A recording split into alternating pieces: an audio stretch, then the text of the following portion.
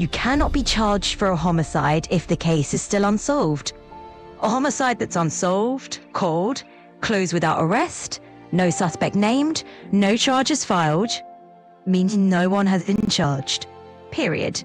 If the case is still listed as unsolved, open, cold, inactive, no suspect, then Krishan was never charged, because you cannot charge someone in a case that has no suspect. This is basic criminal procedure. 2. The rumor claims two contradictory things at the same time. The rumor says, 1. She killed Mary on 2/9/17. 2. The case is still unsolved today. 3. She was charged for it. These 3 statements cannot all be true. Here's why. If she killed Mary, the case would be solved. If she was charged, the case would be solved. If the case is unsolved, she was not charged. If the case is cold, police have no suspect. The rumor contradicts itself at every angle. 3. A cold case cannot have a charged suspect. Legally impossible. A cold case means no arrest, no charges, no indictment. Trapmore Ross has been doing videos speaking on Shepard Pratt along with the name and news footage of her murdering that single mother with that name you said was wrong, because he's wrong. Trapmore Ross just started covering this Krishan stuff a couple days ago. I don't even think he's a full 72 hours in. That name, May, I don't know what the actual pronunciation of her last name is, so I'm just gonna say S. May S is not Krishan's victim. It's not. Krishan's first victim, their name has never been released at all, and it's still under federal investigation. But that name has never been released. There's no news articles on it that you can find, anything like that. There is nothing on the internet that you can find about that case. That's how important that case is. I don't know why y'all think y'all can come into my comments and you're telling me that, like, just because a bigger content creator is covering something, he's only been covering it for 72 hours. He's releasing false information. He didn't suffer any legal consequences, obviously. No one's been charged for either one of them. That they just went with that. But her first victim, nothing about her story is on the internet. Like, there's no news articles about it. There's no none of that. So her first victim, I believe she was 17. She was either 16 or 17, but I'm pretty sure she was 17. And I want to say, if I remember right, don't take this as fact, but I'm pretty sure if I remember right, this is what was said, that Krishan, she didn't suffer any legal consequences, obviously, but she had to go spend time at Shepard Pratt afterwards. But it's not, yeah, she hasn't gotten in any type of legal trouble for it yet. But I'm pretty sure that she will. So, but besides that, there's no other information available for that case. So, over as an informant to get out of taking accountability. And this is not about who she's dating or what she's doing to make money, and respectfully, that's irrelevant and we don't give 2 fucks, okay? We're here because she kept taunting the victim's family, and seriously, only a demented person or somebody with no remorse for their deadly actions would do something that's sick. The fact is, Krishan lied, and then she signed. They consider her reliable because they trust she'll deliver, because she has in the past. Because what her brother told her, because he went through some shit when he had signed too. They whole family know what's up, and you can believe that. But her brother told her not to trust her contact because they always, and I mean always, turn on their informants. So her brother and the nigga she was fucking on told her to stay and get money, and that's what she did, like any bitch would do. Shit, she stayed with Blueface. She was gonna keep that spot for real, y'all see that. She didn't, but look, this is an FYI to the 2 people who had turned their cameras off. Everyone is already aware that we require cameras on at all times, so that's not a big deal. All right, guys, so let's get started, and please mute your mics. Thank you.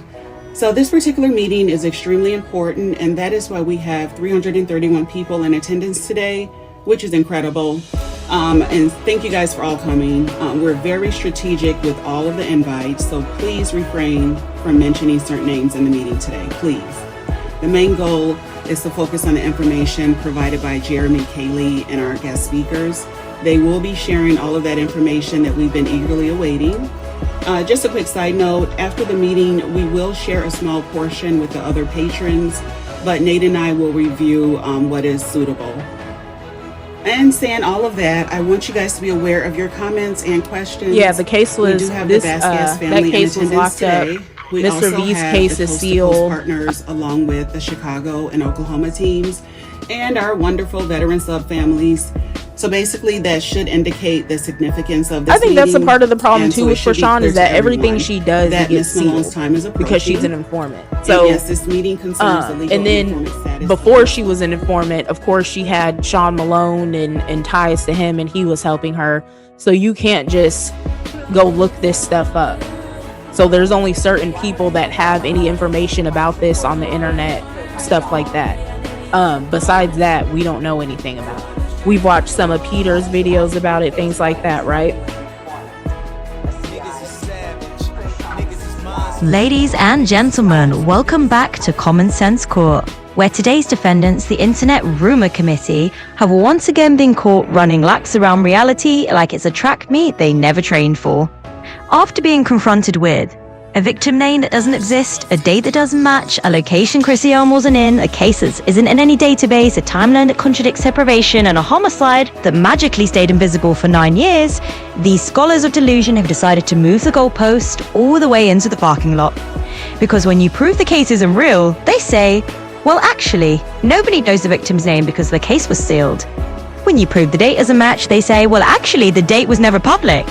When you prove the case doesn't exist, they say, well, actually, it was never public. When you prove she wasn't in Maryland, they say, well, actually, she teleported. And when you prove she wasn't charged, they say, well, actually, she was charged, but secretly in a sealed universe, only accessible through Reddit fanfiction.